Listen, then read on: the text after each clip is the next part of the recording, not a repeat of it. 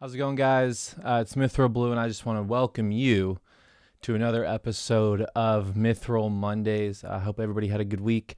And I especially want to thank, if anybody who watched last week's, the first Mithril Monday, all the way through, God bless you, because that was definitely way too long. I'm still trying to get my footing. I think my goal is really to try to keep these things like 10 minutes, 15 max, but like 5 to 10 would be the sweet spot. So bear with me. This is the first time that I'm doing this and still got a lot to learn.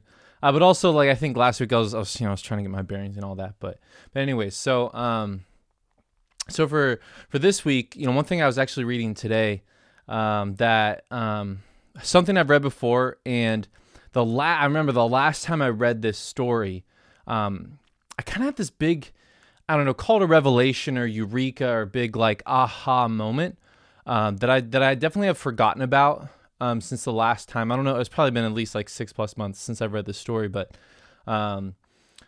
it's kind of something. It's a story that everybody knows. It's about the woman who touches Jesus' cloak and is instantly healed. If you're a Christian, you know what I'm talking about. But essentially, there's a part of the story, or I guess an angle to the story, that I think is often overlooked or never really thought about. And I just remember when the last time I was thinking about it, I was really chewing with it. And then today, again, as I read it, I was like, oh my gosh, this is like, it explains a lot.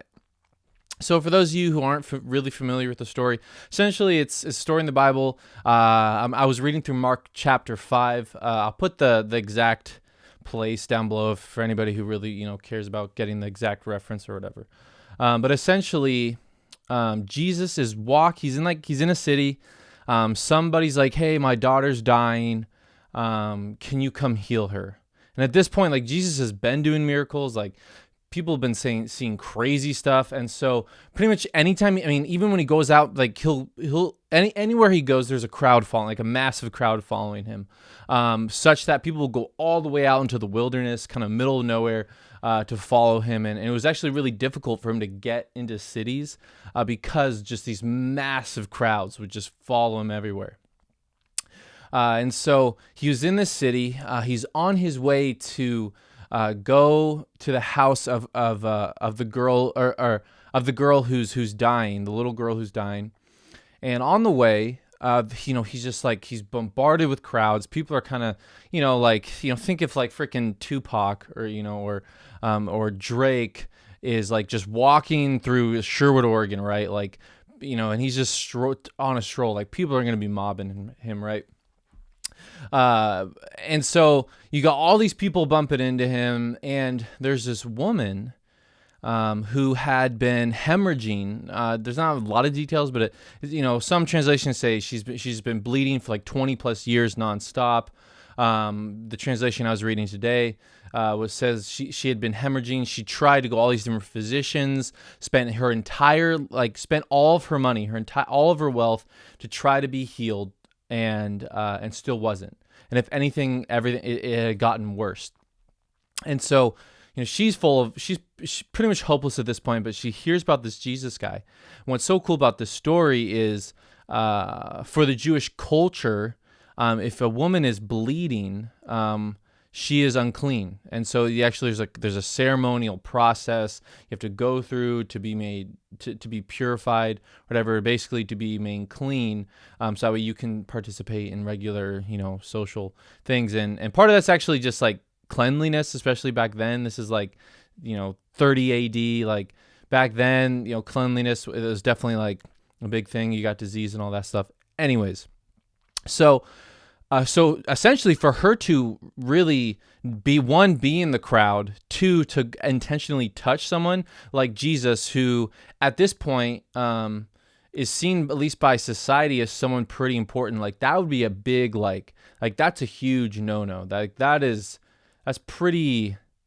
wrong culturally, for her to just like to go and touch him. But what's so cool about the story, and this is what I want to get to. She sees him. She's like, maybe if I can just touch his cloak, I've heard he can heal. Like, he touches people and they get healed. Maybe if I can just like touch his cloak, maybe something will happen. I don't know. It's like she's kind of at like, she's at the point where it's like, doesn't hurt to try. I've spent everything I have. So she goes and touches his cloak, and as she touches his cloak, instantly she's healed. And the bleeding stopped, her body's healed, and Jesus then stops and goes, and this is what's so cool. Jesus stops and goes, "Who touched me?" Because, and the Bible says, because he felt his power go out of him. And the disciples, their response is classic. The disciples go, "What do you mean, who's touching you? There's a whole crowd like bumping into you, surrounding you. Like, what do you mean who just touched you?" And he goes, "Somebody touched me because I felt power go out with me." And he recognized the woman and says, what does he say? He says, "Go, your faith has made you well." And so this is, like, there's a whole like, oh, all you have to do is just touch Jesus, just seek Jesus, he can heal you. But I think the big thing that stuck out to me last time and then today is this idea of, okay, well, who was in the crowd, right? His disciples, the people who were following Jesus day by day, right? They're following him everywhere. They left everything and went and followed him. There's the Pharisees, for sure, the religious leaders of the culture at the time. They're following him, even if they don't like him. They're following him everywhere because no matter anything he does, the Pharisees always have to say something about it. And so there's the Pharisees. There's the common folk, just people in the city, right? That that are just like want to see something cool, right? Or maybe people that are just interested or have heard a lot of rumors, so they want to check this guy out. But so there's a lot of people, even people that believe Jesus to be Lord, believe Jesus has power. A lot of people are around Jesus and they're touching Jesus. And it's not like these people are perfect, for sure. And it's not like they don't have some sort of issue going on in their life that they need Jesus' power for, or healing for. Yet all of these people are bumping into Jesus, and it's a woman. It's only one person whose life was changed, who's healed from this lifelong disease, this lifelong issue. And that made me think, like, first of all, it made me think, like, am I just bumping into Jesus? Like, yeah, I go to church on Sundays. I try to read my Bible every day. I try to I try to pray every day and spend some time with God every day, to center my focus on him. Not that that's the requirement. You got to check those boxes. But I think there's a lot of Christians that do that, or at least a lot of Christians that they go to Sunday every day. They pray before their meal. I don't know. Like, they do their thing, like their religious duties of being a Christian, that we've kind of put on ourselves.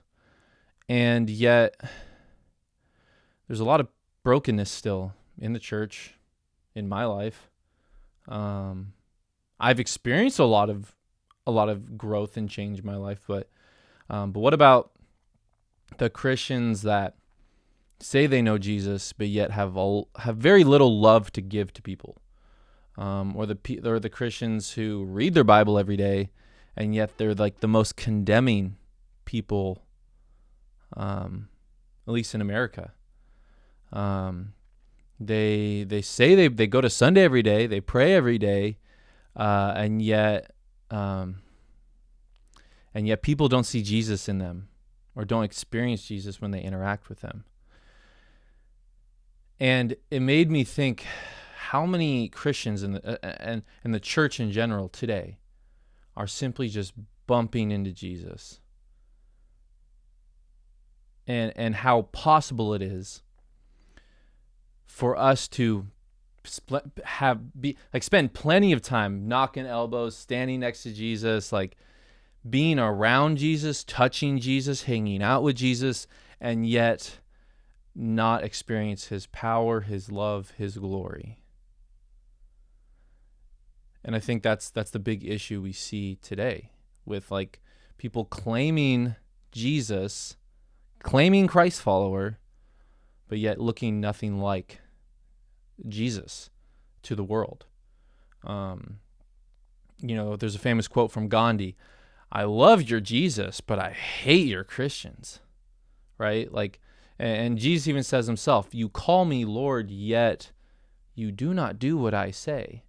And so this was really, I don't know, kind of like a heavy moment for me um, because yeah, there's things even I'm asking Jesus to heal in my life, to change in my life, and He's done a ton. Like, let me tell you, He's done a ton, especially in those moments where I'm desperate, where I have no place to turn, and I think that's part of the key.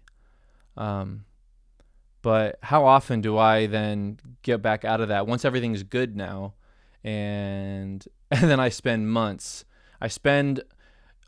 I'll talk in past tense. I've spent lots of time hanging out with Jesus, spending around Jesus. Yet it's not until there's a crisis that I spend time with Jesus in a way that actually actually changes my life. It might actually and sometimes has affected, changed, impacted the lives of people around me. But shouldn't that be like all the time, every day, everything we do? If I call myself a Christian, if I'm spending time in the Word, if I'm spending time with Jesus, if I'm spending time with God, shouldn't that be the norm? And what's really cool about this story, I think a lot of times we either feel like our issue isn't a big enough deal for Jesus to put his focus on, like the issue we're dealing with. It's not important enough for Jesus to then shift his focus onto that part of our life, or even onto us, to do something about it. And that's what I love about the story, because it had nothing to do with Jesus. Had no intention, had no focus on this woman.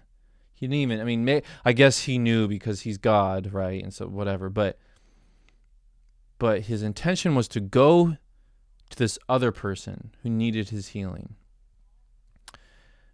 And he didn't have to turn his attention, his focus on this woman for her to experience healing, for her to experience his power, and for her to have a life-changing moment with him.